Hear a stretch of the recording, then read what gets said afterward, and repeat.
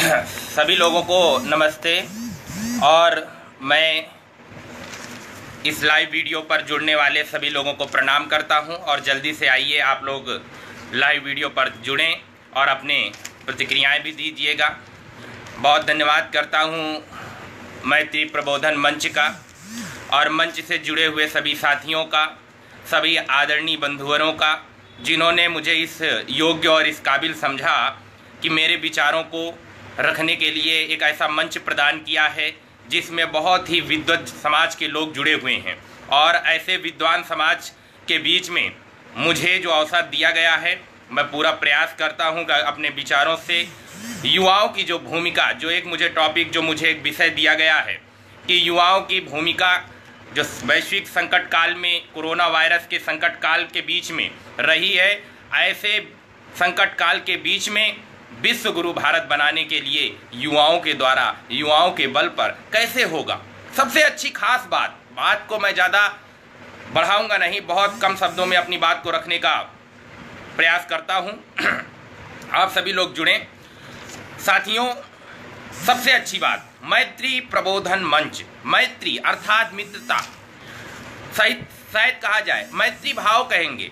जब मैत्री भाव होता है तो आपस में वह मनुष्यता खत्म हो जाती है, और जहां पर वह मनुष्यता खत्म हो जाती है, जहां प्रेम का प्रादुर्भाव होता है और जहां प्रेम के बल पर अच्छे से अच्छे महत्वदायक भी हमें पद भी मिलते हैं, हमारा वर्चस्व भी बढ़ता है और इसके साथ साथ हमें हमारी काबिलियत, हमारी योग्यता को भी सम्मान दिया जाता है।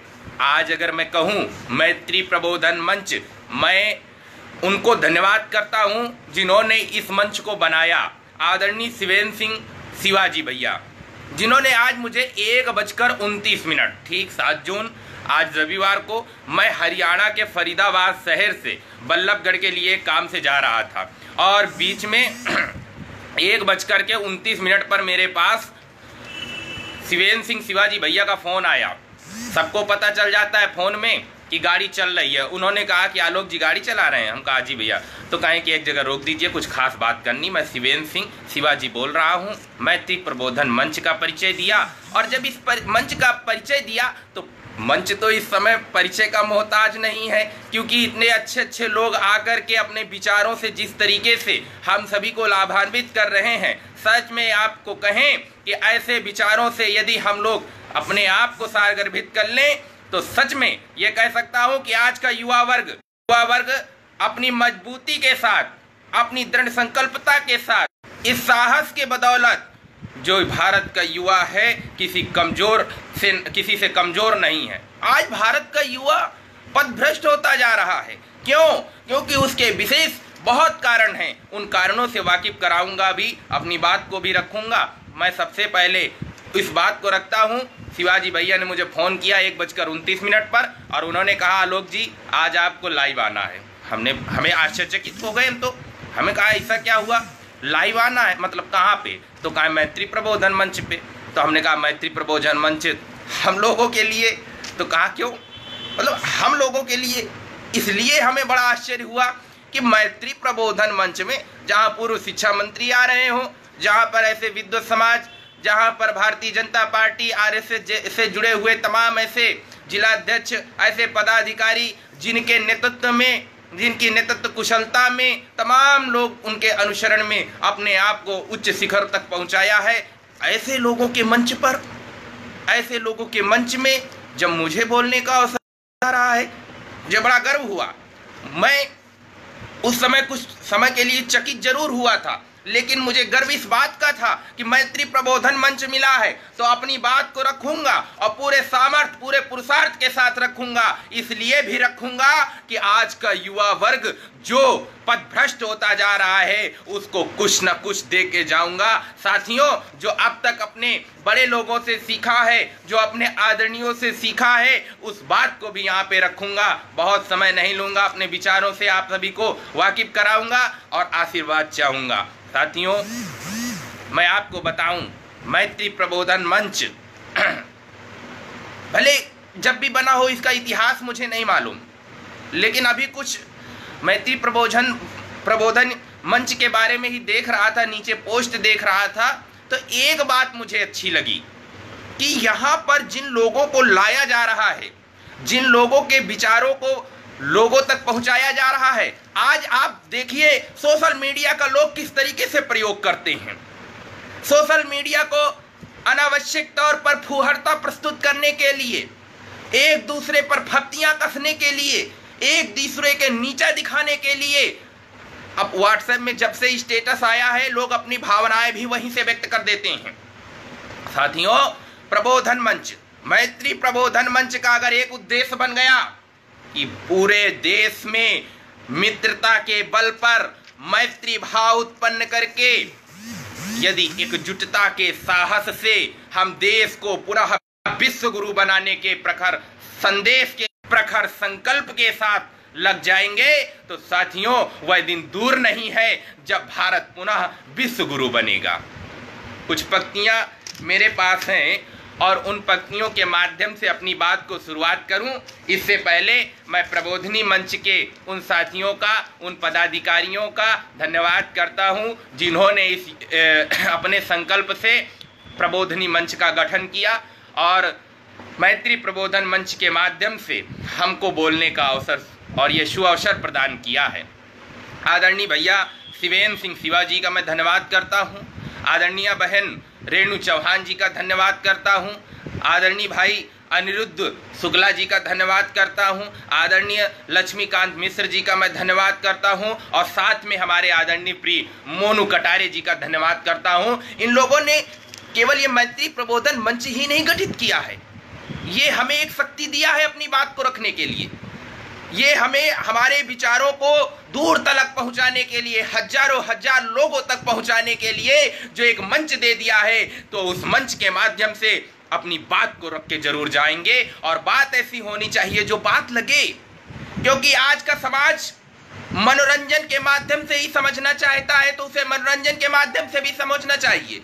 लेकिन मनोरंजन के साथ साथ जिस तरीके से फुहरता प्रस्तुत की जा रही है, जिस तरीके से अश्लीलता परोसी जा रही है, इससे युवा वर्ग मजबूत नहीं होगा, इसे मैं दावे के साथ कह सकता हूं।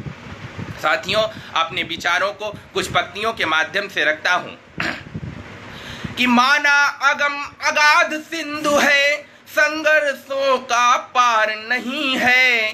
माना अगम अगाध सिंधु है, संघर्षों का पार नहीं है, किंतु डूबना मझधारों में साहस को स्वीकार नहीं है। किंतु डूबना मझधारों में साहस को स्वीकार नहीं है।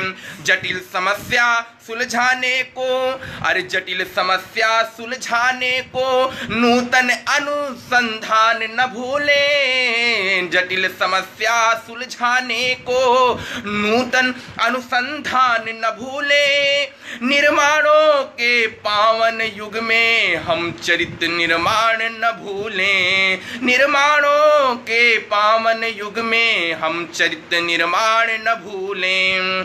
शील विनय, अरे किंतु शील विनय आदर्श श्रेष्ठता, शील विनय आदर्श श्रेष्ठता तार बिना झंकार नहीं है। शील बिना आदर्श श्रेष्ठता तार बिना झंकार नहीं है। शिक्षा क्या स्वर साध सकेगी यदि नैतिक आधार नहीं है। शिक्षा क्या स्वर साध सकेगी यदि नैतिक आधार नहीं है। कीर्ति कौमुदी की गरिमा, कीर्ति कौमुदी की गरिमा में संस्कृति का सम्मान न भूले। कीर्ति कौमुदी की गरिमा में संस्कृति का सम्मान न भूले। निर्माणों के पावन युग में हम चरित्र निर्माण न भूलें। निर्माणों के पावन युग में हम चरित्र निर्माण न भूलें। और अगली पंक्तियां इस गीत के माध्यम से रखता हूं और उम्मीद करता हूं इस गीत की पंक्तियों को हम अगर सारगर्भित करेंगे तो हम अपनी संस्कृति को भी नहीं भूलेंगे और चरित्र निर्माण के साथ देश में हम युवा वर्ग के साथ एकजुटता के संदेश के साथ कैसे हम देश को, भारत को विश्व गुरु बनाएंगे, पुनः विश्व में कीर्तिमान स्थापित करेंगे। कुछ पंक्तियां हैं। आविष्कारों की कृतियों में यदि मानव का प्यार नहीं है, आविष्कारों की कृतियों में यदि मानव का प्यार नहीं है, सृजनहीन विज्ञान व्यर्थ है, प्राणी का उपकार नहीं है। सृजनहीन विज्ञान व्यर्थ है, प्राणी का उपकार नहीं है। भौतिकता के उत्थानों में हम जीवन का उत्थान न भूलें। भौतिकता के उत्थानों में हम जीवन का उत्थान न भूलें और चरित्र निर्माण न भूलें। नहीं भूलना है। और अगर भूल गए साथियों, अगर चरित्र निर्माण को करना भूल गए तो ये समझ लीजिए कि आज आलोक गौड़ यहाँ पर बोल रहे हैं तो शिवाजी भैया को कुछ लगा ही तो होगा। उनको कुछ लगा तो होगा कि आलोक में ऐसी क्या क्वालिटी आ गई, आलोक में ऐसा कौन सा गुण आ गया कि उनको प्रबोधनी मंच में अचानक बोलने के लिए बुला लिया गया।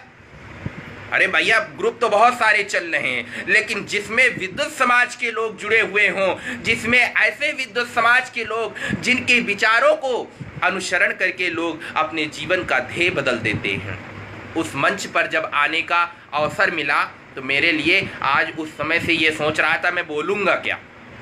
बहुत कुछ नहीं है मेरे पास, मैं बोलूँगा क्या।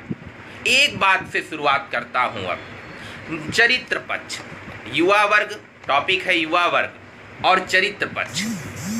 स्वामी विवेकानंद कहते थे एक लक्ष्य बनाइए और उस लक्ष्य से कभी पथभ्रष्ट नहीं होना है।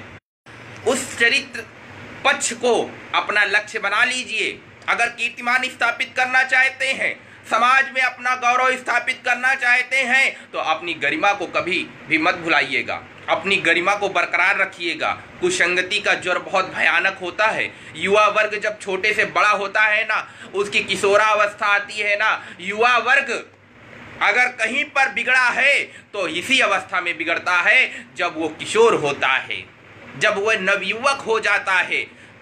14 वर्ष से 25 वर्ष की आयु भटकने वाली है और इस भटकने वाली युवा वर्ग की उम्र में यदि जो भटक गया तो वो मान लीजिए कि समाज में स्थान नहीं बना पाता है।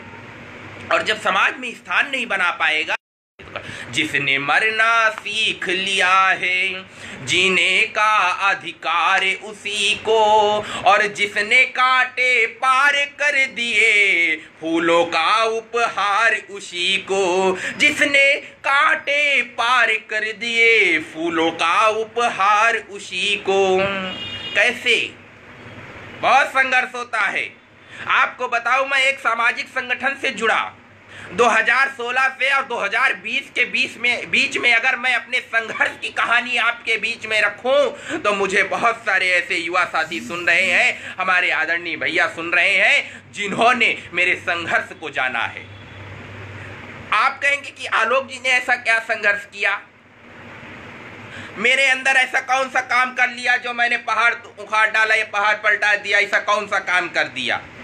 साथियों, आपको बताऊं कि प्रबोधन मंच जो बना, अगर उन्होंने मेरी कुछ काबिलियत समझी है, अगर मेरे लिए उन्होंने सम्मान सहित मुझे आदर सम्मान से मुझे बुलाया है, तो कुछ ना कुछ तो उन्होंने समझा, कुछ ना कुछ तो उन्होंने देखा। एक बात शिवाजी भैया ने बताया कि मैंने आपकी वीडियो देखे हैं, आप लाइव आते हैं, बढ़िया बोलते हैं। हम कहा नहीं भैया, ये आपका आशीर्वाद है, ये जितने लोग सुन रहे हैं मुझे इनका स्नेह मिलता है, इनकी जब प्रतिक्रियाएं मिलती हैं कि हमें कैसा बोलना चाहिए, हमें लाइव आकर के ही नहीं, जमीनी स्तर पर अपने गांव, घर, मोहल्ला, जनपद, क्षेत्र और प्रदेश और देश को मजबूती बनाने के लिए, उनको मजबूत राष्ट्र के रूप में संकल्प के साथ, दृढ़ संकल्प के साथ आत्मनिर्भर भारत बनाने के लिए क्या करना होगा, उनके विचारों को जब हमें मिलता है तो मान लीजिए वही मेरा हौसला होता है, वही मेरा साहस होता है। एक बार युवाओं का एक समूह एकजुट हुआ, वही लोग जो मुझे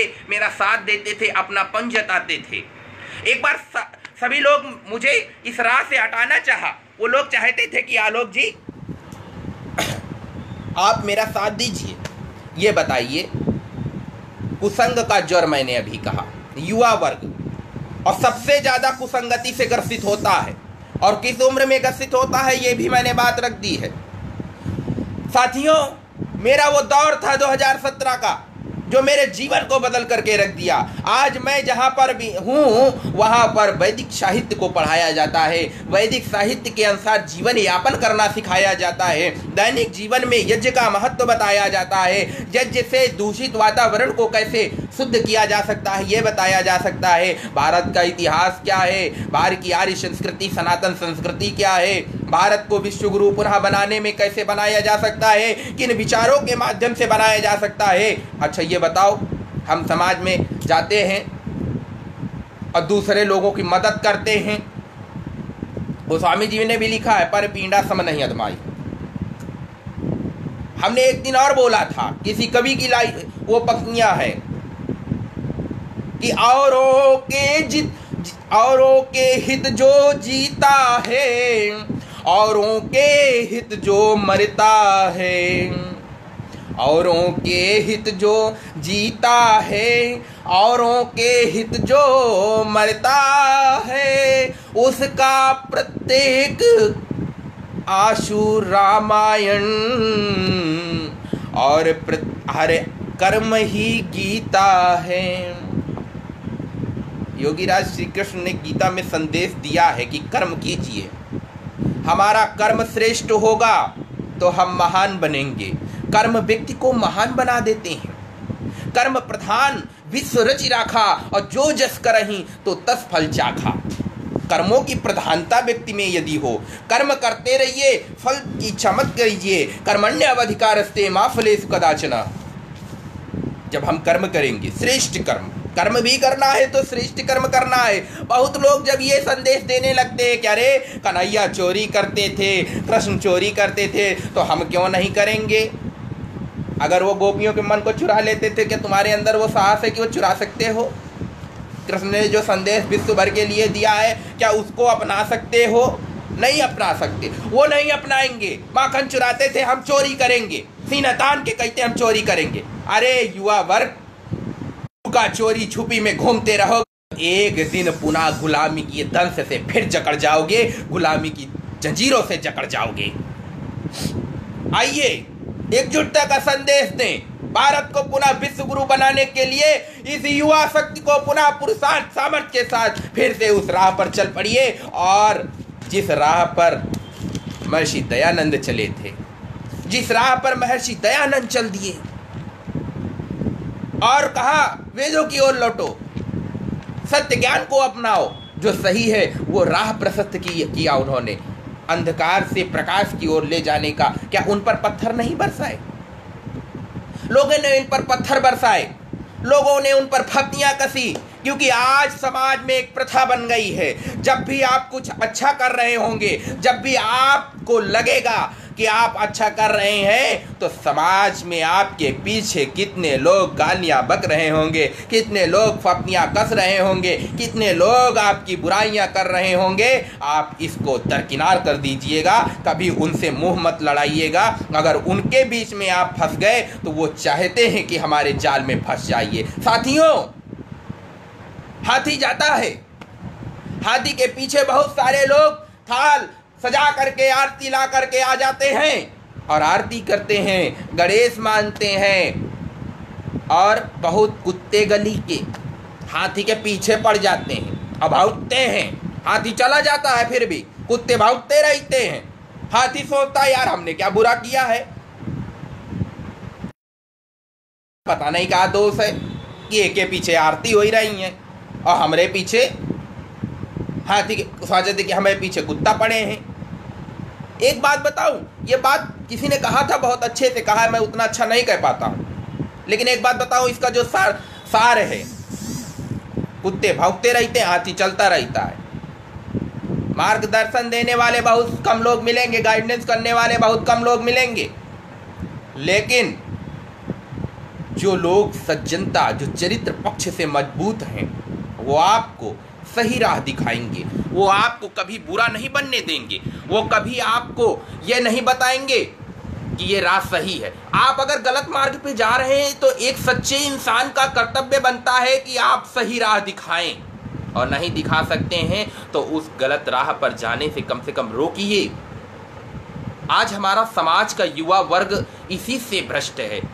क्योंकि उसके अंदर एक बहुत खास चीज मैं देखता हूं, और वो खास बात ये है कि जो प्रतिद्वंदी जमाना आ गया है, प्रतिद्वंदिता है, और उस प्रतिद्वंदिता के वो अपने से आगे अपने मित्र को तक नहीं देखना चाहता है। क्यों नहीं देखना चाहता है? अगर हम बढ़ रहे हैं तो आपके पर कतरने के लिए बहुत सारे लोग लगे हुए हैं। चलिए इन बातों को छोड़ता हूं। भारत विश्व गुरु कैसे बने? नशेखोरी बनेगा क्या? नशा करके भारत विश्व गुरु बन जाएगा? या फिर राजनीतिक द्वेष संकीर्ण मानसिकता से भारत विश्व गुरु बन जाएगा? कैसे भारत विश्व गुरु बनेगा? इस बात को हम लोगों ने कभी विचार नहीं किया, इस बात को हमने कभी हृदयंगम नहीं किया, इस बात पर कभी अपने सोचने का साहस नहीं जुटाया। हम तो अपने में जकड़े रहते हैं, गांव घर मोहल्ले में जकड़े रहते हैं, और कुछ वर्ग एकजुट होते जा रहे हैं। और देखिएगा एक समय आएगा, अगर हम जातियों में बटे रहेंगे, हम हिंदू मुस्लिम दलित अगड़ा पिछड़ा सामान्य पे लड़ते रहेंगे, तो भारत में हम कहां पहुंच जाएंगे? गर्त में पहुंच जाएंगे। वो अर्थ में पहुंचने के लिए पूरा जोर लगाए हुए हैं। साथियों, भारत विश्व गुरु बनेगा तो अपनी संस्कृति के बल पर बनेगा, अपनी संस्कृति की मजबूती से बनेगा। लेकिन आज का युवा, मुझे बड़े कष्ट के साथ कहना पड़ रहा है कि आज के युवा अपनी संस्कृति को ही भूलता जा रहा है। और जब संस्कृति से हम भ्रष्ट हो जाएंगे, जब हम अपनी संस्कृति को भुला देंगे, तो हम बताइए विश्व गुरु भारत को बना पाएंगे? नहीं बना पाएंगे। ये हमारा दोष नहीं है, ये हमारे संस्कृति का दोष नहीं है, ये हमारी सोच का दोष है। जिसकी जैसी भावनाएं होती हैं, जिसका जैसा चरित्र होता है, उसको वही दिखाई देता है। एक बार क्या हुआ, एक कौवा आया और एक हलवाई की दुकान पर उड़ते उड़ते आया, और उसने देखा, कौवे ने देखा दही रखा हुआ है। कौवे ने उस दही में अपनी चोंच डाली और दही खाया। हलवाई ने देखा, अरे ये तो कोई दही खरीदेगा ही नहीं, अगर ऐसे ये झूठा कर दिया कोई देख लेगा। उसने एक गुस्से में पत्थर उठाया और इतनी तेज से मारा कि कौवा आसमान में उड़ने को उड़ा था और नीचे आकर के गिरा और अपने प्राण त्याग दिए। वहीं पर एक कवि बैठा हुआ था, उसने देखा और कहा, और क्या लिखा? पानी पीने के लिए गया, कोयला का एक टुकड़ा उठाया और उसने लिखा कि काग दही पर जान गवायो, काग दही पर जान गवायो। थोड़ी देर में वहां पर घूमते टहलते एक कर्मचारी आया, सरकारी कर्मचारी हुआ था, लेखपाल। वो लेखपाल था। कागजों की हेरा फेरी में अपनी नौकरी गंवा लिया था, निलंबित हो गया था। आया, पानी पीने के लिए गया, उसने देखा कि वहां पर एक पंक्ति लिखी हुई है। पानी पिया और उस पंक्ति को देखा और उसमें लिखा था, काग दही पर जान गवायो। लेकिन कागजों की हेरा फेरी में लेखपाल महोदय निलंबित हुए थे। उन्होंने देखा तो उन्होंने लिखा क्या उसके नीचे? काग दही पर, कागद पे ही जान गवायो। अरे सोचा मन में कि यार ये पहले पंक्ति मिल गई होती हमका तो हमार आज नौकरी न जाती। कागद पे ही जान गवायो। कवि ने क्या लिखा था? काग दही पर जान गवायो। और उसने क्या देखा? लेखपाल ने कागद पे ही जान गवायो। ठीक है, इतना यहां तक ठीक था। घूमते फिरते एक मजनू टाइप का लड़का आया और उसने पानी पीने के लिए जब गया तो उसकी उन पंक्तियों पर नजर पड़ी, दृष्टि पड़ी। उसने किस तरीके से देखा उसको, किस तरीके से देखा? उसने उसकी जो विचारधारा थी उस हिसाब से देखा।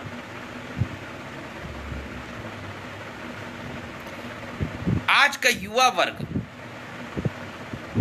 अगर ये सोच ले कि उसका चरित्र पक्ष मजबूत हो जाए, चरित्र पक्ष के बल पर वो अपनी अगर पहचान बना ले, अगर चरित्र पक्ष के साथ पूरे पुरुषार्थ और पूरे सामर्थ्य के साथ वो समाज में एकजुटता लाने के लिए लग जाएगा, तो मैं दावे के साथ कहता हूँ अपनी संस्कृति के बल पर राम राज्य तो कायम होने वाला है, उसमें कोई दो राय नहीं है। लेकिन कैसे कायम होगा? जब हम सब लोग बटे हुए होंगे, हम जातियों में लड़ रहे होंगे, हम ऊंच नीच भाव में लड़ रहे होंगे, तो हम क्या भारत को विश्व गुरु बना पाएंगे कि हम राम राज्य ला पाएंगे? बहुत सारे लोग कहते हैं सीताराम सीताराम, अरे सीताराम कहिए और जही विधि राखे राम तही विधि रहिए, सीताराम सीताराम। अच्छा ये बताओ, सीताराम सीताराम, सीताराम कहिए और जही विधि राखे राम तही विधि रहिए। अच्छा राम जी राखें, राम जी राखें तो वो विधि से आप रह पाइयो, ये बताओ पहले, और रहे हो तो बता दो सीताराम सीताराम कह ले आओ। लेकिन राम जी जैसे राखें वैसे रह पाइयो? नहीं रह सकते। क्यों नहीं रह सकते? क्योंकि आपका कुसंगति नहीं छूटेगी, आपकी नशा प्रवृत्ति नहीं छूटेगी, आपका अश्लीलता कहाँ से रहा है, ये सब दोष कौन परोस रहा है, ये अश्लीलता, फूहड़ता, ये चरित्रहीनता परोस कौन रहा है?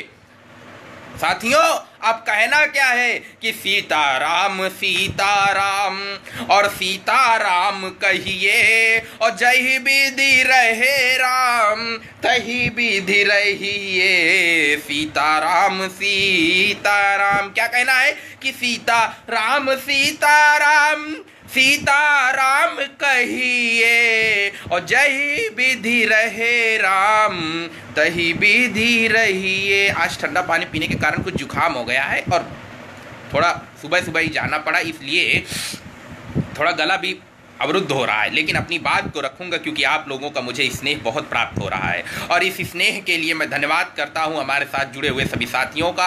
बहुत सारे लोग देख रहे हैं, सब लोगों का अगर नाम गिनाऊंगा तो काफ़ी समय इसी में व्यतीत हो जाएगा। फिर भी कुछ लोग हमारे साथी हैं, उन लोगों का मैं धन्यवाद करता हूँ और कुछ लोगों का मैं नाम लेकर के भी उनका धन्यवाद करता हूँ। साथ में हमारे बात पते की एक ग्रुप चलता है, उसके लोग भी देख रहे हैं, विश्व गुरु प्रवक्ता आलोक गौड़ लिखे हुए हैं, उनका मैं धन्यवाद करता हूँ। ऋषु ठाकुर जी देख रहे हैं, उनका भी मैं धन्यवाद करता हूँ। हमारे जनपद फतेहपुर का अमौली फ्रेंड क्लब पूरा समूह, पूरी टीम देख रही है, उन लोगों को मैं धन्यवाद करता हूँ। अवनीश त्रिपाठी जी देख रहे हैं, उनका भी मैं धन्यवाद करता हूँ। और साथ में हरिओम वाजपेयी जी हमारे भैया हैं, वो भी देख रहे हैं, उनका भी मैं धन्यवाद करता हूँ।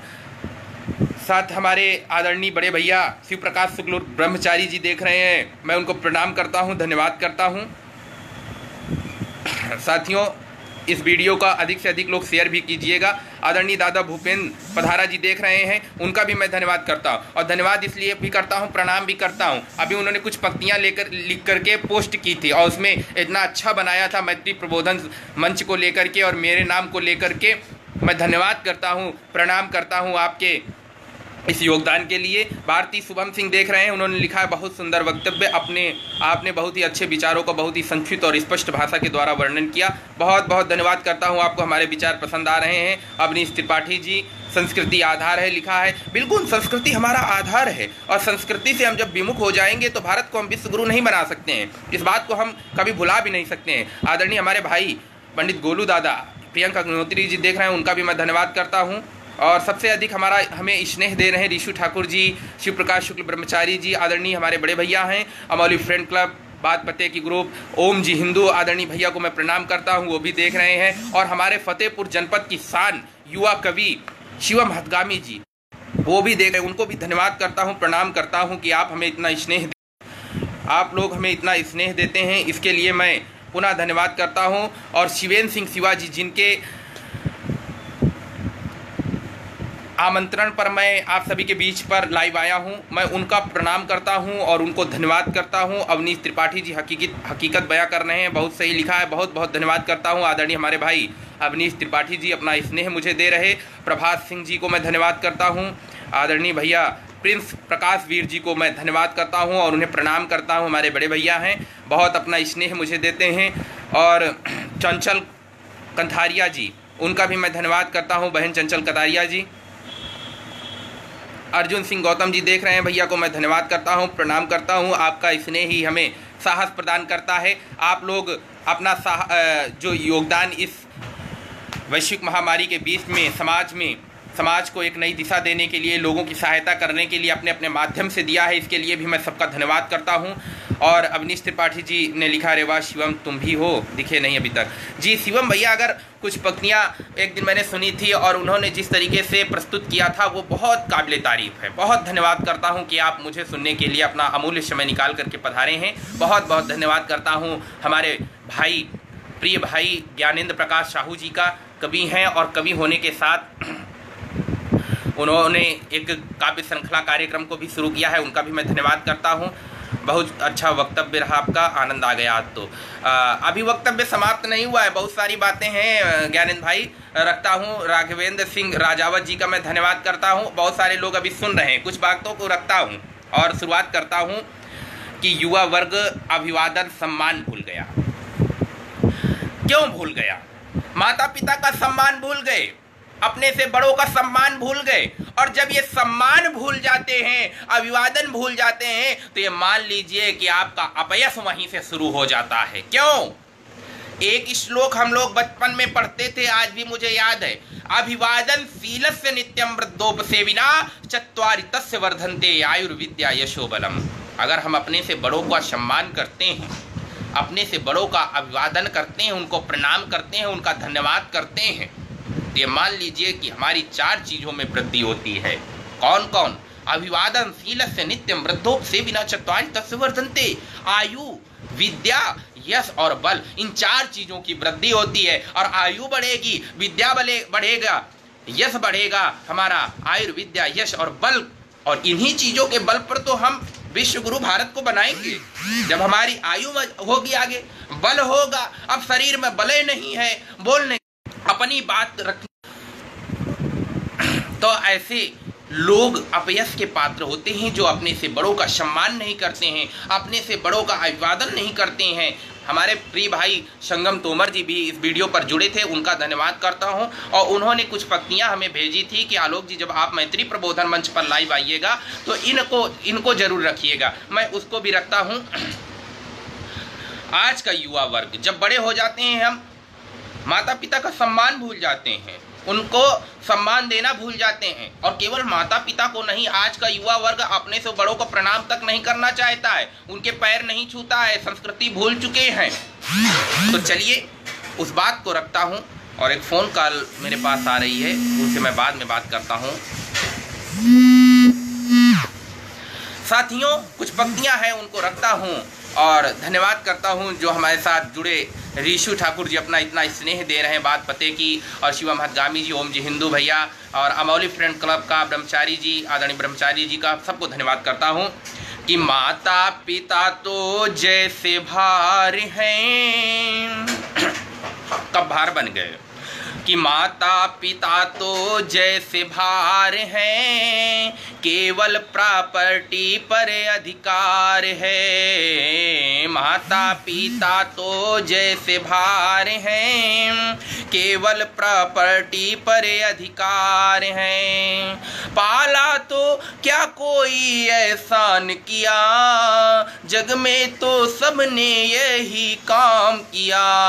पाला तो क्या कोई एहसान किया, जग में तो सबने यही काम किया। ज्यादा लेक्चर ना दो, बेकार है, केवल प्रॉपर्टी पर अधिकार है। माता पिता तो जैसे भार हैं, केवल प्रॉपर्टी पर अधिकार है। और अगली पंक्तियां हैं। बचपन में बोलना जिसे सिखाते हैं, माता पिता अपने बच्चों को उंगलियां पकड़ के, अपनी संतानों को उंगलियां पकड़ करके बोलना सिखाते हैं कि ये पापा, मामा, सब सारी बातें सिखाते हैं। बहुत सारे शब्द कहूँगा तो समय व्यतीत होगा। बहुत सब कुछ तो माता पिता, माँ तो सर्वप्रथम गुरु होती है बच्चे के जीवन की सबसे अच्छी। हम उनका सम्मान, जो उनका अधिकार नहीं है, हमारा कर्तव्य है, उसको भूल जाते हैं। और युवा वर्ग जब इसको भूल जाता है तो कैसे हम भारत को विश्व गुरु बना लेंगे? शिवेंद्र सिंह शिवाजी भैया बोल रहे हैं कि आलोक जी फतेहपुर की लोकल भाषा बोलिए। जी धन्यवाद करता हूं और आ जाइए, अपनी भाषा पे आ जाता हूं। ये हमें लगता है कि अपनी भाषा को लोग ज़्यादा तवज्जो देते हैं कि निज भाषा में ही उन्नतियाँ है, सब उन्नति को मूल। अपनी भाषा में बात भी समझ में आती है और दूर तक पहुँचती है। चलिए अपन बात में आ जाई थे, अब यही था बोलिए ठीक है। तो कुछ पंक्तियाँ इस गीत की थी, उनको पहले सुना देते हैं। अरे बचपन में बोलना जिसे सिखाते हैं वह इनसे कीप साइलेंट चिल्लाते हैं। बचपन में बोलना जिसे सिखाते हैं वह इनसे कीप साइलेंट चिल्लाते हैं। इंग्लिश में सीखा शिष्टाचार है, इंग्लिश में सीखा शिष्टाचार है, केवल प्रॉपर्टी पर अधिकार है। माता पिता तो जैसे भार है, केवल प्रॉपर्टी पर अधिकार है। अब जिसकी नज़र जिस पुत्र की, जिस संतान की केवल अपने माता पिता की प्रॉपर्टी पर ही नज़र हो, जो सम्मान भूल गए, जो अपना कर्तव्य भूल गए, कर्तव्य पथ से हमें मार्गदर्शित कर सकते हैं, तो साथियों अपनी कमेंट के माध्यम से, अपनी टिप्पणियों के माध्यम से हमें जरूर अवगत कराइएगा। पाश्चात्य संस्कृति ने हम सब लोगों को जकड़ रखा है और पाश्चात्य संस्कृति के कारण हम लोग ऐसा जकड़ गए हैं कि हम अपनी सभ्यता, अपनी संस्कृति सब कुछ भुला बैठे हैं। साथियों, हमारे मित्रों, बड़े भाइयों, युवा वर्ग अगर जागरूक हो गया ना, हम जब ये सोचा कि शिवेंद्र भैया हमका कहे मारे फ़ोन करें, भाई नंबर तो हमारे वाले में सेव न रहे, फ़ोन आवा, अचानक फ़ोन आवा, हम देखा नया नंबर। अब थोड़ा आश्चर्य हुआ जब यह बताएं कि आज शाम 5:30 बजे प्रबोधनी मंच में बोले हैं आके। तो हमारे पास विषय भी नहीं है, हमारे पास कुछ नहीं है, ना लिखा ना पढ़ा। अब जो रख रहे हैं वो केवल अपनी बात रख रहे हैं, और अपनी बात हमें लगता है रखें तो वो ज़्यादा समझ में भी आती है और वो प्रभावी भी होती है। लेकिन हमारे पास ऐसा कोनो गूढ़ ज्ञान नहीं है जो हम आप सब लोगों के सामने रख सकें, क्योंकि हमारे आदरणीय सभी लोग जुड़े हुए हैं, वो सब लोग देख रहे हैं हमें और हमको इतना स्नेह दे रहे हैं। इसके लिए धन्यवाद करता हूं, और साथ में एक साथ हम उन सभी लोगों का आभार भी प्रकट करता हूं कि जो लोग पसंद कर रहे हैं।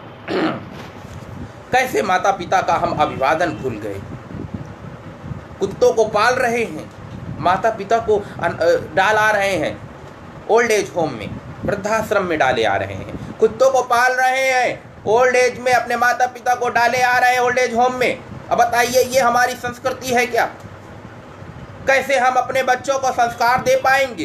कैसे आने वाली पीढ़ी में, कैसे आने वाली कौम में हम संस्कारों के बीज बो पाएंगे? क्या हम भारत को विश्व गुरु बना पाएंगे?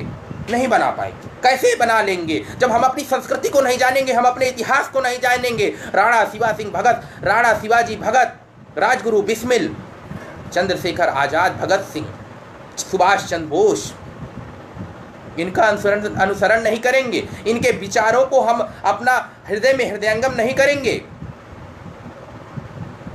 भैया फ़ोन विवेक मिश्रा जी दैनिक भास्कर से आ रहा है, कुछ काम होगा उनका, लेकिन अब लाइव वीडियो के कारण हम उनको नहीं उठा पा रहे हैं। सही में आपको दिक्कत हो रही होगी, ब्रह्मचारी जी बता रहे हैं। फ़ोन वाइब्रेट इस समय बंद कर दिया है। अभिषेक परियार जी देख रहे हैं, हमारे बड़े भाई, उनका भी धन्यवाद करता हूँ। RSS स्वयंसेवी हैं और बहुत ही अच्छे विचारों के धनी हैं, उनका भी धन्यवाद करता हूं। और हमारी बात चल रही युवा वर्ग, संस्कार, सभ्यता, संस्कृति के बल पर कैसे अपने भारत को विश्व गुरु बनाना है, ये हमें सोचना होगा, ये विचार करने की आवश्यकता है, चिंतन करने की आवश्यकता है। और जब आज से चिंतन में यदि लग जाएंगे तो हम मान लीजिए केवल फेसबुक और सोशल मीडिया में हम अगर हिंदुत्ववाद चिल्लाते रहेंगे, केवल भारत के लिए चिल्लाते रहेंगे, आवाज़ बुलंद करते रहेंगे, तो कुछ होने वाला नहीं है। भगवा वस्त्र धारण कर लेने से कोई उस विचार का अनुगामी नहीं बन जाता है। विचारों को हृदय से, विचारों को समाज में, विचारों को अपने विचारों से लड़ाना होगा, और उसके बाद जो निष्कर्ष निकल करके आएगा ना, उस निष्कर्ष को मजबूती के साथ अपने विद्वत समाज के बीच में रखना होगा। और विद्वत समाज जो हमें निर्देशित करेगा, जो हमारे संस्कृति के ध्येय है, जो संस्कृति का सिद्धांत रखने वाले हैं, ऐसे लोग जब हमें मार्गदर्शित करेंगे, युवा वर्ग को अगर एक सही राह मिल जाए तो भारत विश्व गुरु बनने से कहीं समय नहीं लगने वाला है। आज राष्ट्र मजबूत हो रहा है। भारत मजबूती से विश्व के सामने अपने को खड़ा किया है। क्यों खड़ा किया है? हमारे राष्ट्र का जो संवाहक है, जो राष्ट्र का मजबूती के साथ नेतृत्व कर रहे नेतृत्व कुशल आदरणीय प्रधानमंत्री जी। हमारा प्रदेश यदि समस्याओं से संकट के दौर में भी जूझ, गरीब तबके तक अपना योगदान देने वाले उन युवाओं का उन्होंने इस संकट वैश्विक महामारी के बीच में योगदान ही नहीं दिया, गरीबों की भूख प्यास को भी मिटाया। अगर उनके अंदर ये संस्कार जागृत हुए हैं किसी को देख करके, तो ये मान लीजिए कुछ पल के लिए है। और अगर उनके अंदर ये जुनून बन गया, युवाओं के अंदर जब कोई बात जुनून कायम कर जाती है, जज्बात में मत आइएगा कभी, आप सोच विचार के काम कीजिएगा, नहीं बिना पछताए। जो बिना विचारे सो करे, बिना विचारे जो करे सो पाछे पछताए, और काम बिगाड़े आपनो जग में होत हंसाए। ऐसा कोई काम नहीं करें। ऐसा काम करें जब हम राष्ट्र में मजबूती के साथ अपने देश को एक मजबूती दे सकते हैं। तो कब दे सकते हैं? जब हम एकजुट होंगे। आज समाज में ही नहीं, गांव घर में नहीं, हर जगह पर मैं ये देखता हूँ, प्रतिद्वंदिता का युग है, प्रतिद्वंदी हैं। और क्या होता है कि अगर हमारा साथ वाला अच्छे कपड़ा पहने तो हमें जलन पैदा हो जाती है। अरे पता नहीं साले करते कुछ नहीं है, और पता नहीं कहाँ से अच्छे कपड़ा पहन ले आते हैं। गांव घर में सबसे खराब बात है जो अपने गांव घर की प्रतिभाओं को आगे नहीं पहुंचे देती हैं, वो क्या है? एक दूसरे के प्रति जलन, एक दूसरे के प्रति ईर्षा भाव। और युवा वर्ग में सबसे खास या घर करे जा रही है। अगर इस बात को हम भुला करके समाज में संकीर्ण मानसिकता को त्याग करके अगर आ गए, तो ये मान लीजिए कि कोई वर्ग विशेष की बात मैं नहीं करता, किसी जाति धर्म संप्रदाय की बात नहीं करता हूँ। मैं भारत को विश्व गुरु, जो टॉपिक रखा गया है, जो विषय मुझे दिया गया है बोलने के लिए कि भारत को युवाओं के बल पर कैसे विश्व गुरु बनाया जाएगा, वैश्विक संकट काल कोविड-19 के कारण भारत की दशा और दिशा कैसे परिवर्तित हो गई। केवल दशा दिशा नहीं परिवर्तित हुई साथियों, इसके साथ साथ प्रकृति का जो दोहन कर रहे हैं ना, आज प्रकृति भी अपना बदला ले रही है। और प्रकृति ने जो हमें सीख दी है कि अभी भी सुधर जाओ, और नहीं सुधरे तो अंत समय बहुत कष्ट झेलना पड़ेगा। जो समय आ रहा है वो बहुत दुखदायी होगा। साथियों, युवा वर्ग कैसे, फैशनेबल का दौर, फैशन का दौर, फैशन बढ़ता जा रहा है। एक विचार मैंने अभी कुछ रखे थे अपने, उन विचारों के माध्यम से ही और कुछ रखता हूं और पसंद आएंगे मैं ज़रूर। आप उम्मीद करता हूं आप लोग मुझे बहुत स्नेह देते हैं। हमारे भाई ओम भदौरिया जी देख रहे हैं, उनका मैं धन्यवाद करता हूं। कभी ज्ञानेंद्र जी देख रहे हैं, उनका भी मैं धन्यवाद करता हूं। और ऋषु ठाकुर जी देख रहे हैं, उनका भी धन्यवाद देता हूँ। ओम भदौरिया ने लिया है ललकारे रहो। बिल्कुल, जब आप लोगों का साथ मिलेगा तो ये ललकार ज़रूर आवाज़ बनेगी। और ब्रह्मचारी जी लिख रहे हैं कि आभार। और अवनीश त्रिपाठी जी ने लिखा है चिंतन में लग जाओ तो चिंता नहीं करनी पड़ेगी। बिल्कुल सही बात है, ऐसा करना भी है हम लोगों को। ओम भदौरिया लिख रहे हैं हमरो नाम लो। अच्छा ले लिया है भाई, ले लिया है नाम। तो आप लोग इतना स्नेह दे रहे हैं, इसके लिए मैं धन्यवाद करता हूँ जी। कवि ज्ञानेंद्र प्रकाश जी लिखे हैं जिंदाबाद। साथियों, लकी सिंह बहुत सही बड़े भैया, और लकी भाई हमारे जुड़े हुए हैं, उनका भी मैं धन्यवाद करता हूं। युवा वर्ग, आज का युवा वर्ग फैशन के ऐसे जाल में जकड़ता जा रहा है साथियों कि वो अपनी पढ़ाई से विमुख हो गया, फालतू की चीज़ों की ओर बढ़ने लगा, उसकी ओर अग्रसर होने लगा। एक बात होती है, फैशनेबल व्यक्ति जो होते हैं वो प्रायः सीधे साधे व्यक्तियों से दूरी बना लेते हैं, और जब फैशनेबल व्यक्तियों की अच्छे व्यक्तियों से दूरी बढ़ती है तो ये मान लीजिए कि उनमें संस्कार नहीं आएंगे, उनकी कुसंगति हो जाएगी।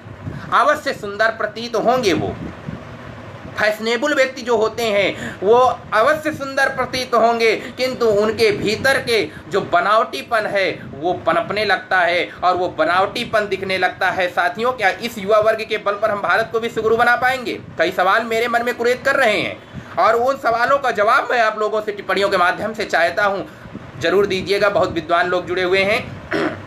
हमारे अग्निहोत्री जी देख रहे हैं, आदरणीय भैया आशुतोष अग्निहोत्री जी, उनका भी धन्यवाद करता हूँ। ऋषि ठाकुर जी मुझे बहुत स्नेह दे रहे हैं, उनका भी मैं धन्यवाद करता हूँ।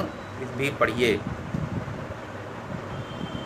जी, उनका भी धन्यवाद करता हूँ।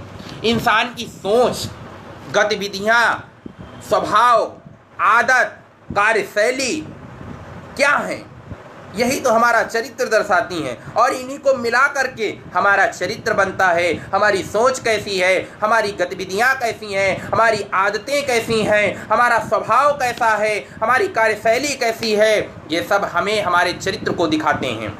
हमारे साथ जुड़े हमारे ठाकुर सौरभ सिंह जी, छोटे भाई, बहुत बहुत धन्यवाद करता हूँ। कवि ज्ञानेंद्र प्रकाश जी अपना बहुत स्नेह दे रहे हैं। शिवली कश्यप जी भैया, उनका भी धन्यवाद करता हूँ। बहुत स्नेह आप लोग दे रहे हैं, 20 लोग भी अभी भी सुन रहे हैं और आपकी संख्या बहुत थी। आदरणीय ब्रह्मचारी जी, आदरणीय शिव प्रकाश शुक्ल ब्रह्मचारी जी भैया, उनका भी धन्यवाद करता हूँ। और सबसे खास बात कि हमारे आदरणीय भैया, प्रणाम करता हूँ, ओम जी हिंदू जी जुड़े हुए हैं और अंशुमान निषाद जी, सादा जीवन उच्च विचार, बहुत बहुत धन्यवाद। बहुत अच्छी बात आपने कही है। अभी संकट वैश्विक काल में अगर ओम जी हिंदू भैया जैसे जो बेंकी के निवासी, पुरानी बेंकी के निवासी हैं, अगर इन लोग के माध्यम से ऐसे लोग समाज में पैदा हो गए ना, तो भारत को विश्व गुरु बनाने में फिर देर नहीं लगेगी। क्यों नहीं लगेगी? पूरे वैश्विक संकट काल के दौर में इन्होंने जिस तरीके से गरीबों की मदद की है, ऐसे लोगों के बल पर ही फतेहपुर को पहचाना जाता है। और फतेहपुर जनपद शैक्षणिक क्षेत्र, सामाजिक क्षेत्र में हो, चाहे पौराणिक इतिहास के क्षेत्र में हो, चाहे ऐतिहासिकता का महत्व ले लीजिए, शिव पुराण में तक उल्लेख मिलता है। तमाम ऐसे क्षेत्र जहां पर ऋषि मुनियों की तपोभूमि, द्वाबा की पवित्र भूमि फतेहपुर जनपद कम पहचाना जाता है। क्यों पहचाना जाता नहीं है? इसका एक विशेष कारण है, हम लोग भी प्रयास नहीं करते हैं। 2016 में हम लोगों ने मिलकर अपने संगठन के माध्यम से फतेहपुर जनपद का स्थापना दिवस मनाना शुरू किया और तब से आज तक उस स्थापना दिवस को मनाया और पहली बार से इतना शोरगुल किया, इतना हल्ला बोला कि प्रशासन भी साथ में आ गया, प्रशासन ने भी, लेकिन जनप्रतिनिधि आज तक नहीं आए। जनप्रतिनिधियों को ये ख्याल नहीं है कि फतेहपुर आगे बढ़े। क्यों? क्योंकि वो लोग तो कानपुर में रहते हैं ना। हमें पड़ोसी जनपद से कोई ईर्ष्या नहीं है, लेकिन फतेहपुर जो हमारी जन्मभूमि है, क्या उसको लोग पहचाने कि नहीं पहचाने? हमारे फतेहपुर का इतिहास लोगों को जानना चाहिए कि नहीं जानना चाहिए? फतेहपुर से आप लाही के भांति तेल निकाल लो और उसके बाद फेंक के चले जाओ, वो कौने काम का? ऐसे लोगन का चुने से हमें क्या फायदा मिलने वाला है जो फतेहपुर में रहते नहीं हैं?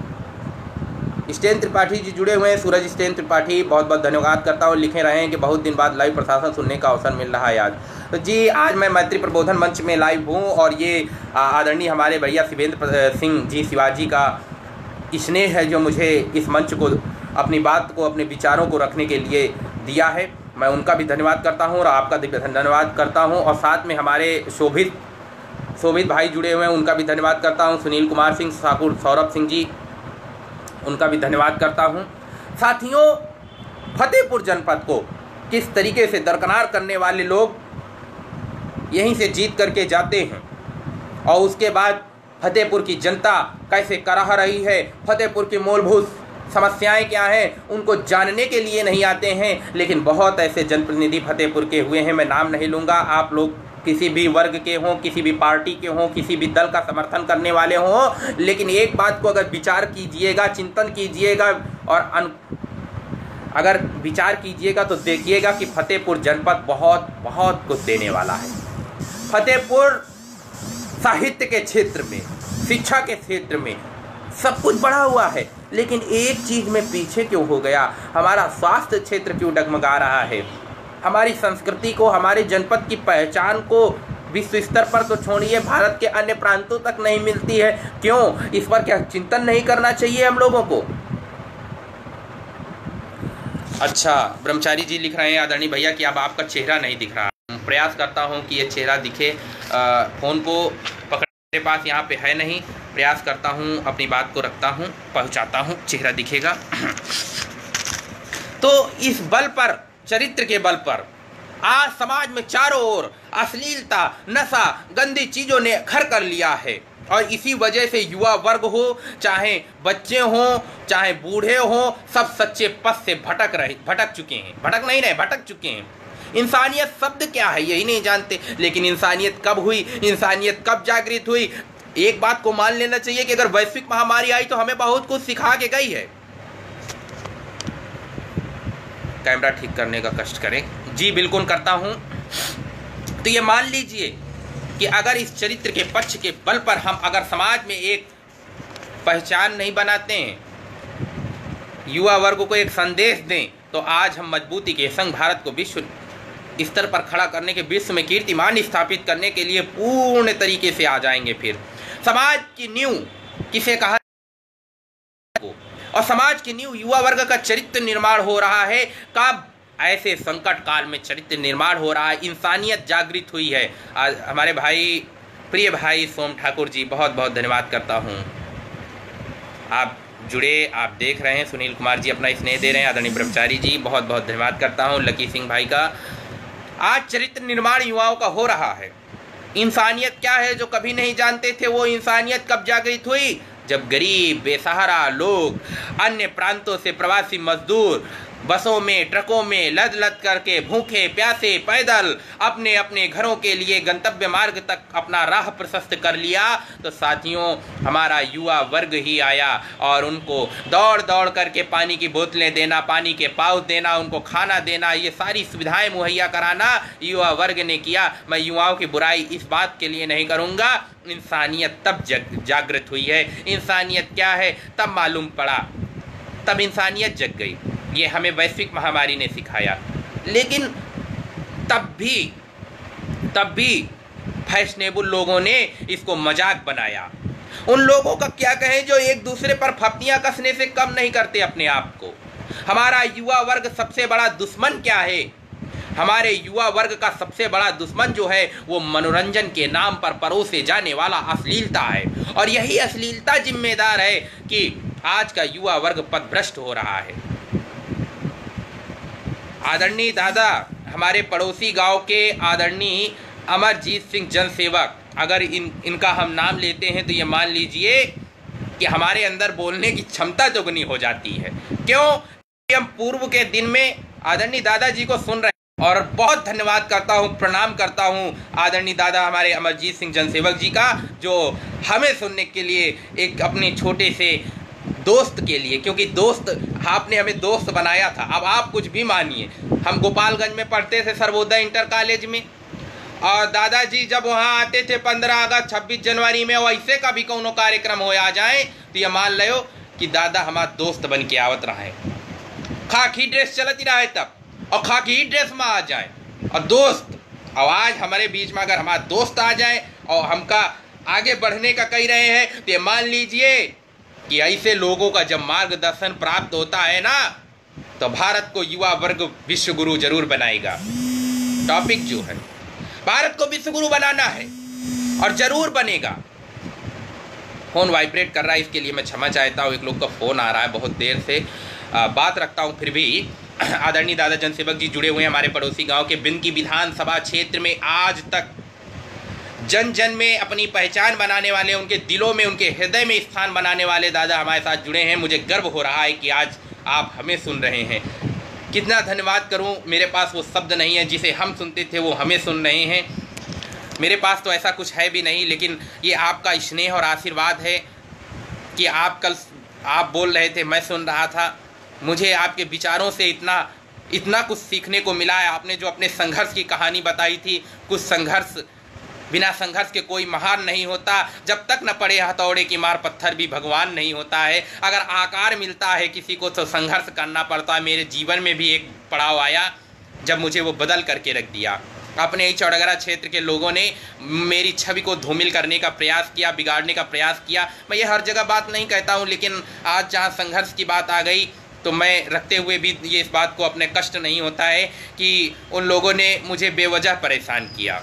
और बेवजह परेशान करने के साथ साथ उन लोगों ने मुझे जिस तरीके से नीचा दिखाने का प्रयास किया, आज इसी कारण मैं आप लोगों के सामने हूँ, आप लोगों के बीच में हूँ। क्योंकि संघर्ष ज़्यादा बढ़ जाते हैं तो कोई न कोई साहस देने वाला होता है। और अगर जीवन का अनुसरण कर लीजिए जनसेवक जी के, तो ये मान लीजिए कि आप संघर्ष के बहुत आदी हैं, आप भी संघर्ष करते हैं। आपका पिछले दिनों में डीएम महोदय से, जिलाधिकारी महोदय से जिस तरीके से मांग की थी कि फतेहपुर जनपद में आने को मिले, ये आपका स्नेह था, आपका प्रेम था जो खींच रहा था और आप रुक नहीं पा रहे थे। मेरी बात हुई थी, 27 मिनट तक जनसेवक दादा से हमारी बात हुई। पहली बार मैं फ़ोन पे बात कर रहा था, आपने जो हमें दिया था, जिस तरीके से आपने बात की थी, मैं कदाप अपने जीवन में नहीं भुला सकता हूँ। ऐसे लोग ग्रामीण क्षेत्र से उभर करके पूरे विश्व में अपना स्थान बनाया है। भारत के बहुत सारे लोग जो जनसेवक जी को जानने वाले होंगे वो विश्व में होंगे, कहीं ना कहीं होंगे, नाम लेते होंगे आज। और पूर्व शिक्षा राज्य मंत्री तक बने और उसके बाद बिंद की विधानसभा नहीं छोड़ी, ये बात वो कह रहे थे। और सच में मैं आपको बताऊं कि बिंद की विधानसभा जनसेवक जी ने आज तक नहीं छोड़ी, अभी भी आते हैं, अभी भी आते हैं। बताओ कौन नेता आवत हुई? आज जितने नेता बने घूम ही रहे हैं, आज जितने जनप्रतिनिधि हमें वो केवल स्वार्थ के लिए आवत हैं। और बहुत सारे ऐसे लोग हमें जो निधि दे दिया थे फिर ले ले आते हैं। अब बताओ ये हास्य के पात्र बनते हैं कि नहीं? वैश्विक महामारी का तक मजाक बना दे। अब कुछ नहीं बोलेंगे, किसी पर हमें कोई फप्तियाँ नहीं कसनी है। दादा ने कल कहा था कि फप्तियाँ मत कसिए। दादा का सोशल मीडिया का लोग गलत तरीके से सही में उपयोग करने लगे हैं। मैत्री प्रबोधन मंच बना है, अगर बात सही लोगों तक पहुँचे तो ज़रूर इसको शेयर कीजिएगा वीडियो को। आज समाज में युवा वर्ग क्यों बिगड़ रहा है, उसका एक विशेष कारण है मनोरंजन। और मनोरंजन के नाम पर जो परोसा जा रहा है, जो अश्लीलता परोसा जा रहा है, जो फुहरता परोसी जा रही है, जो चरित्रहीनता दिखाई जा रही है, ये इसकी जिम्मेदार है फिल्में, फिल्मी दुनिया, गीत संगीत ऐसे बन रहे हैं जो हमें पथभ्रष्ट कर रहे हैं। मेरे साथियों, मेरे प्रिय भाइयों, मेरे आदरणीय सम्मानित बड़े भाइयों, जब गंदे गाने दिखाने पड़ रहे हो, मार काट दिखाना पड़ रहा हो, वासना भरी मोहब्बत की कहानियां दिखाई जा रही हो, समाज में इन सब का बहुत ज़्यादा प्रभाव पड़ता है। साथियों, हम परिवार के साथ एक फिल्म देखते नहीं हैं। अब क्यों नहीं देखते हैं? क्योंकि उसमें देखने लायक नहीं होता है। सावधान इंडिया क्राइम पेट्रोल के नाम पर समाज में जो फुहरता परोसी जा रही है, जो अपराध दिखाए जा रहे हैं, इनसे हम बदलाव नहीं ला पा रहे हैं। मुझे कष्ट के साथ कहना पड़ता है कि इनसे बदलाव कम आ रहा है, इनसे लोग सीख कम रहे हैं। लेकिन एक बात आपको आज बताए दे रहा हूं साथियों कि इससे क्राइम पेट्रोल सावधान इंडिया से लोग सीख कम रहे हों, लेकिन सातिर दिमाग जरूर होता जा रहा है, अपराध जरूर पैदा हो रहा है। और खासकर युवा वर्ग इतनी गंदी गंदी फुहरता वाली फिल्में दिखाई जा रही हैं। सोशल मीडिया में वो सब कुछ उपलब्ध है जो कभी भी नहीं देखना चाहिए। एक जो जीवन व्यतीत करना चाहिए 14 से 25 वर्ष का, 14 से 25 वर्ष का जो एक जीवन व्यतीत करना चाहिए, कैसे व्यतीत करेंगे जब हमारा चरित्र पक्ष मजबूत नहीं हो? शिवेंद्र भैया ने कहा गाँव की सैया बोलो।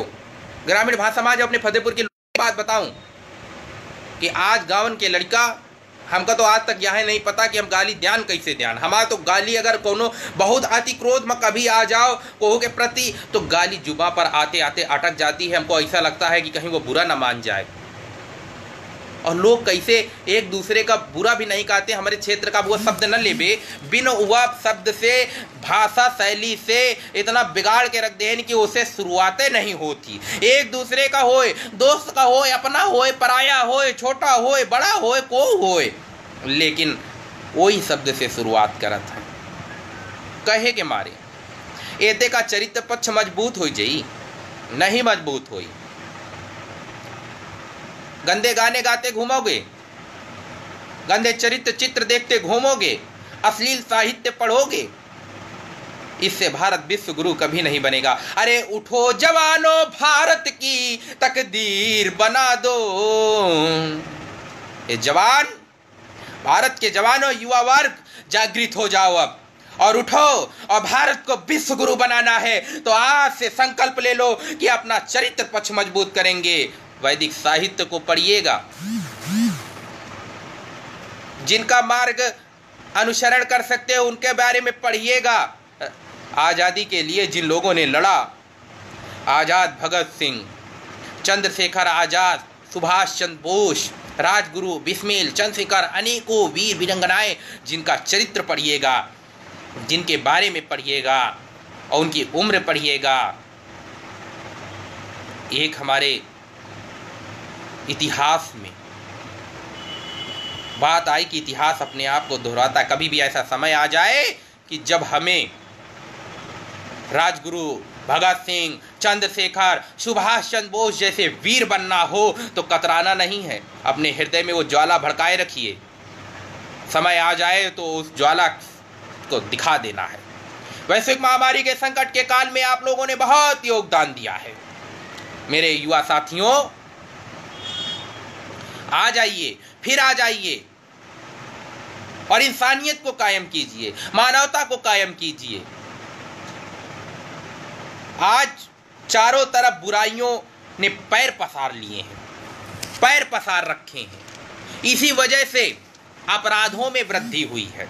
कत्ल करना, नशा करना और नाजायज एक दूसरे को परेशान करना, नाजायज प्यार करना जैसी कुरीतियां समाज में बढ़ी हैं। युवा वर्ग कहते हैं प्यार करें, दिन रात फोन में टटे रहो।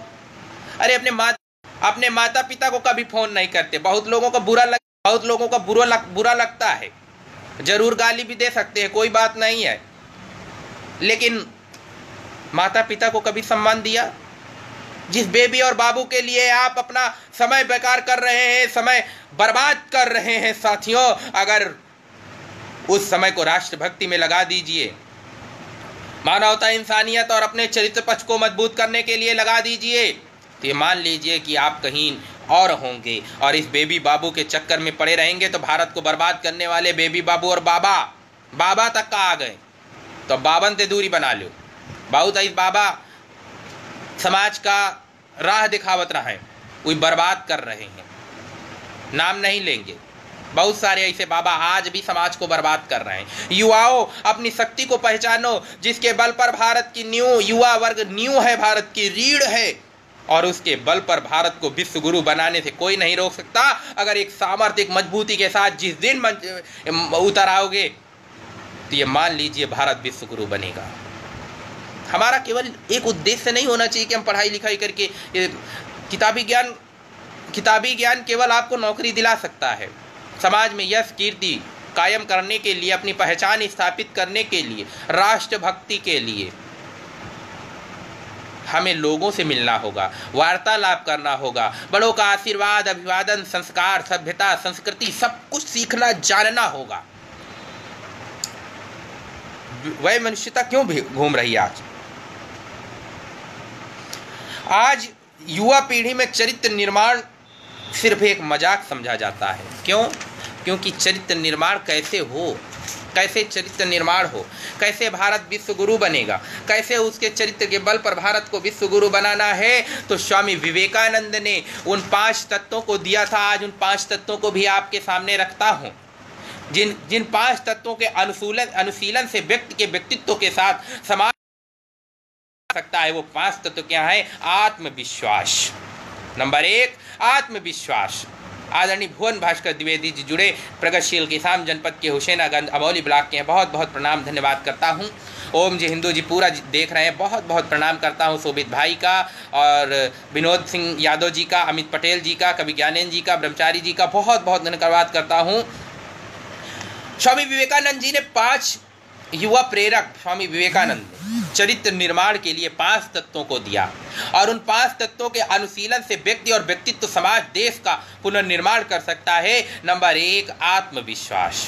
हमें आत्मविश्वास होना चाहिए। आत्मनिर्भरता, निर्भर बनो। आत्मनिर्भरता, आत्मज्ञान, और आत्मज्ञान के साथ साथ आत्म त्याग भी होना चाहिए। जब हम उस राह पर उतर आएंगे तो बहुत चीज़ें त्यागनी भी पड़ेंगी। तो साथियों, कभी उससे भी घबराना नहीं है। उठो, जागो और फिर मंजिल तक पहुंचो। हम सब एकजुट हो और शुद्धता, धैर्य और दृढ़ता के साथ देश के लिए काम करें। इस संकल्प को लेकर के जाइएगा इस वीडियो के माध्यम से। मैं साथियों निवेदन करता हूं, आप सभी से अपील करता हूं कि भारत को विश्व गुरु बनाना है तो सबसे पहले चरित्र पक्ष मजबूत कीजिए और लग जाइए। अगर कोई चरित्रवान व्यक्ति जब अपनी बात रखने लगता है तो उसका मजाक उड़ाया जाता है। मैं इतनी सारी बातें कहता हूँ तो लोग मुझ में भी दोष ढूंढेंगे, कोई इसमें दो राय नहीं कि वो मुझ में दोष नहीं ढूंढेंगे, लेकिन मजाक उड़ाना, उसके खिलाफ बोलना आज समाज में एक प्रथा सी बन गई है और इस प्रथा को भी हमें समाप्त करना है। अगर मनोरंजन लोगों की सबसे बड़ी कमजोरी है तो लोगों को मनोरंजन के द्वारा ही समझाया जा सकता है। ऐसे ऐसे माध्यम अपनाने होंगे जो मनोरंजन के माध्यम से लोगों को जागृत किया जा सके, जागरूक किया सके और उन्हें समझाया जा सके, अध्यात्म के बारे में बताया जाए, चरित्र निर्माण जैसी बातें बताई जाएं। अगर शराब पीते हैं तो तुरंत असर करती है, शराब का असर तुरंत होता है, लेकिन घी खाया जाता है तो असर थोड़ा बाद में होता, लेकिन होता है वह जीवन पर्यंत के लिए होता है। शराब जैसे नशे वाले चरित्र पक्ष के मजबूत नहीं हो सकते और राष्ट्र निर्माण नहीं कर सकते हैं। साथियों, ऐसे लोगों को दरकिनार कीजिए जो आपकी संस्कृति को बिगाड़ रहे हैं। ऐसे लोगों से मिलना जुलना, उनकी संगति करना छोड़ दीजिए। स्वामी विवेकानंद ने कहा था कि शिक्षा मनुष्यता की संपूर्णता का प्रदर्शन है। आप अगर शिक्षित हैं तो संपूर्णता का प्रदर्शन शिक्षा दिखाती है आपका। जो शिक्षा मनुष्य में आत्मनिर्भरता एवं आत्मविश्वास न जगाए एवं उसे शिक्षा का कोई महत्व नहीं, उस शिक्षा का कोई औचित्य नहीं है। आज पाश्चात्य संस्कृति, पाश्चात्य शिक्षा के कारण हमारे आने वाली पीढ़ी संस्कृति सभ्यता को नहीं जानती, संस्कारों को नहीं जानती। हाय हल्लो में हम किस तरीके से भूलते जा रहे हैं अपनी संस्कृति को। चरण छूना छोड़ दिए, नमस्ते करना भुला दिया। प्रकृति ने, वैश्विक महामारी ने हमें फिर से नमस्ते करने पर ला दिया। पुनीत दुबे जी जुड़े, बहुत बहुत धन्यवाद करता हूँ। लिखा है उत्तम विचार जी, धन्यवाद।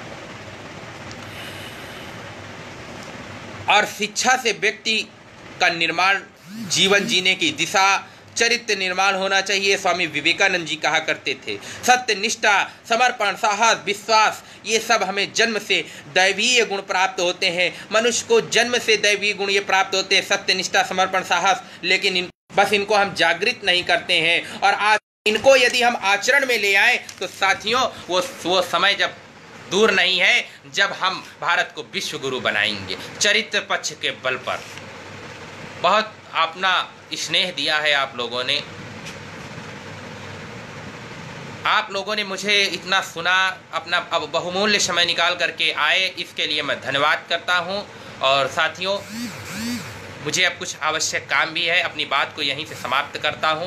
प्रबोधिनी मंच से जुड़े हुए सभी लोगों का मैं धन्यवाद करता हूं। आदरणीय हमारे भैया शिवेंद्र सिंह शिवाजी भैया का, और इसके साथ रेणु जी का, जिन्होंने इस मंच के माध्यम से मुझे अपने विचारों को प्रस्तुत करने के लिए, युवा वर्ग को जागरूक करने के लिए मंच प्रदान किया। आदरणीय बहन रेणु चौहान जी का, अनिरुद्ध शुक्ला जी का, लक्ष्मीकांत मिश्र जी का, मोनू कटारे जी का, सभी लोगों का धन्यवाद करता हूं। आप लोगों ने बहुत स्नेह दिया है। फिर कभी अवसर देंगे तो मैं ज़रूर अपने विचारों को लाऊंगा। और अगर कुछ मैंने गलत कहा हो, कुछ हमसे ऐसे शब्द निकल गए हैं जो किसी को कष्ट, अन्यथा में मत लीजिएगा।